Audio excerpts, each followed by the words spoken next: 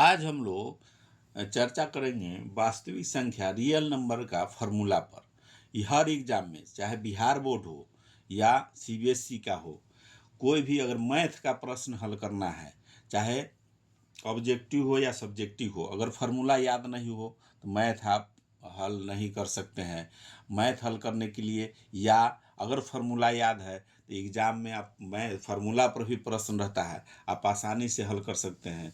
तो सबसे पहले मैथ अगर पास करना है या अच्छा नंबर लाना है तो हर चैप्टर का फार्मूला याद होना चाहिए। तो पहला चैप्टर पार्ट 1 में, फार्मूला का पार्ट 1 में आज हम लोग चर्चा करेंगे वास्तविक संख्या रियल नंबर का फार्मूला पर। कौन कौन फार्मूला है 10th क्लास तक के लेवल का, ऐसे बहुत फार्मूला है, लेकिन 10th क्लास में क्या पढ़ना है हमको उस पर चर्चा करेंगे। तो 10th क्लास में वास्तविक संख्या पर सबसे पहले देखेंगे कि वास्तविक संख्या है क्या। वास्तविक संख्याओं का वर्गीकरण अगर देखते हैं तो संख्याओं का वर्गीकरण में संख्या दो तरह की होती है, एक वास्तविक संख्या, एक काल्पनिक संख्या। वास्तविक संख्या, हम लोग को वास्तविक संख्या पढ़ना है तो काल्पनिक संख्या पर चर्चा नहीं करेंगे। वास्तविक संख्या का दो पार्ट होता है, एक परिमेय संख्या, एक अपरिमेय संख्या। परिमेय संख्या अपरिमेय संख्या पर भी हम लोग हल किए हुए हैं, ये अभी एग्जाम है या फार्मूला का मेन जो है वो लिख रहे हैं। तो परिमेय संख्या अपरिमेय संख्या दो गो होता है। परिमेय संख्या में फिर दो गो होगा, इसका पूर्णांक होगा, एगो भिन्न में होता है। परिमेय संख्या दो तरह से होगा, एक भिन्न में भी हो सकता है या पूर्णांक होगा, वो परिमेय संख्या होगा। अपरिमेय संख्या अनवसानी अनावर्ती होता है, जैसे रूट में जो होता है वो अपरिमेय संख्या हो जाता है।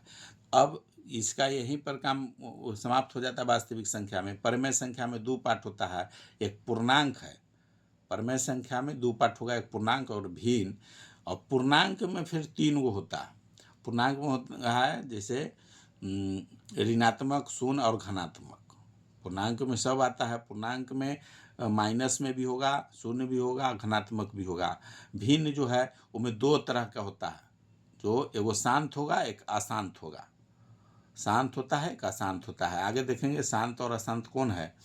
उसके बाद धनात्मक संख्या, ऋणात्मक तो हो गया, शून्य हो गया। उसके धनात्मक में दो होता है, दो तरह की संख्या, एक शून्य होगा, एक प्राकृत संख्या होगा।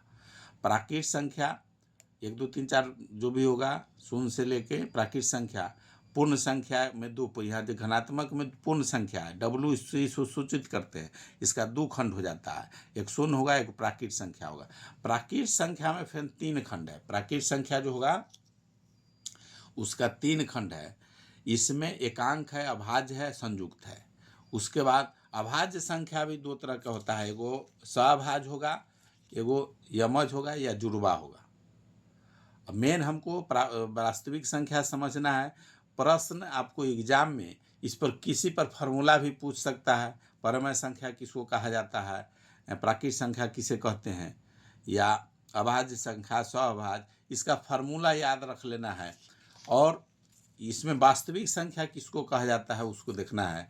वास्तविक संख्या आर से सूचित करते हैं। वास्तविक संख्याएं वे संख्याएं होती है जिनमें परिमेय और अपरिमेय दोनों संख्याएं शामिल होती है। समानतः सभी अंकगणितीय संक्रियाएं उन संख्याओं पर की जा सकती है और संख्या रेखा पर दर्शाया जा सकता है। जैसे संख्या रेखा पर जीरो से इधर जो भी होता है बाएं तरफ वो सब निगेटिव होता है, ऋणात्मक होता है। जीरो से दाएं तरफ होगा वो धनात्मक होता है। तो जैसे प्लस में जीरो तो प्लस माइनस दोनों होता है, और 8 प्लस माइनस 14 बटा में हो या पूर्णांक दशमलव में हो, ये सब वास्तविक संख्या है। वास्तविक संख्या समझ गए, वास्तविक संख्या है। अब इसका कुछ फार्मूला जो है वर्गीकरण क्लास 10th में जो पढ़ना है उस पर चर्चा करेंगे। इतना अगर फार्मूला अगर याद रहता है तो इस चैप्टर को हम लोग आसानी से हल कर सकते हैं। वास्तविक संख्या के लिए, रियल नंबर के लिए यूक्लिड का भाग लेमा फार्मूला होता है भाज्य बराबर भाजक गुने भागफल प्लस शेष।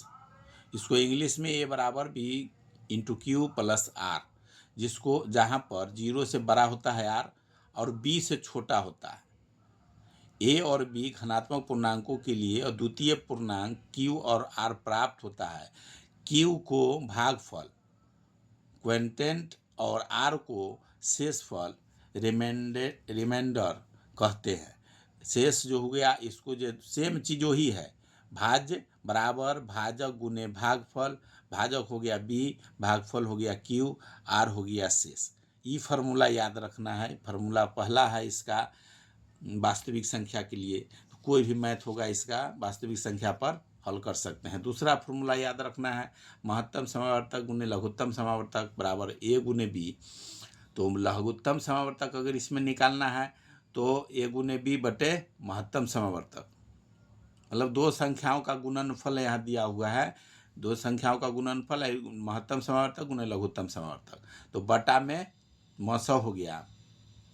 वैसे अगर महत्तम समावर्तक निकालना है तो ए बटे बी बटे लघुत्तम समावर्तक, ये बटा के बराबर के इस तरफ जाएगा तो बटा में होगा। जो निकालना है महत्तम समावर्तक निकालना है तो लघुत्तम समावर्तक बटा में आएगा, लघुत्तम समावर्तक निकालना है तो महत्तम समावर्तक बटा में आ जाएगा। इस फार्मूला को याद रखना है। तीसरा फार्मूला है, दो से अधिक संख्याओं के लिए महत्तम समावर्तक गुने लघुत्तम समावर्तक बराबर संख्याओं का गुणनफल इस सत्र नहीं होगा। सिर्फ दो संख्या पर ही फार्मूला लगेगा, अधिक पर नहीं लगेगा।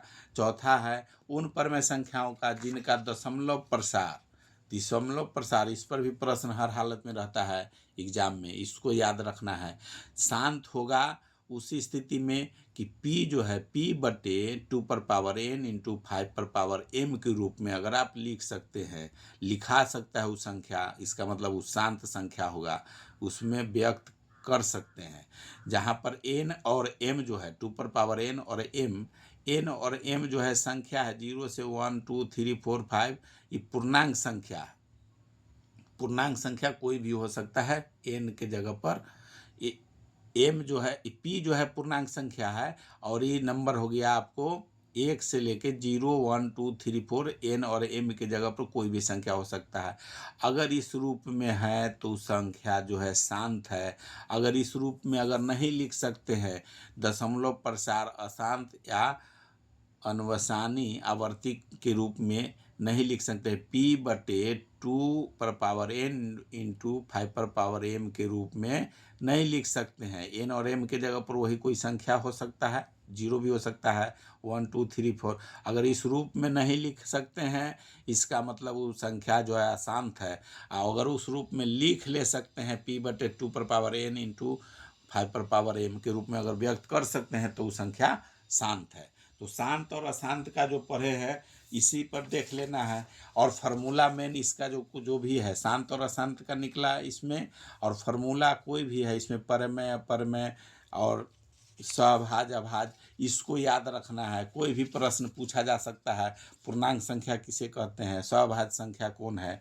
अगर इतना फार्मूला याद रखते हैं तो वास्तविक संख्या आसानी से आप उस चैप्टर को हल कर सकते हैं। वीडियो अगर अच्छा लगा है तो लाइक कीजिए, सब्सक्राइब कीजिए, शेयर कीजिए। ये फार्मूला का पार्ट 1 पहला चैप्टर है वास्तविक संख्या का।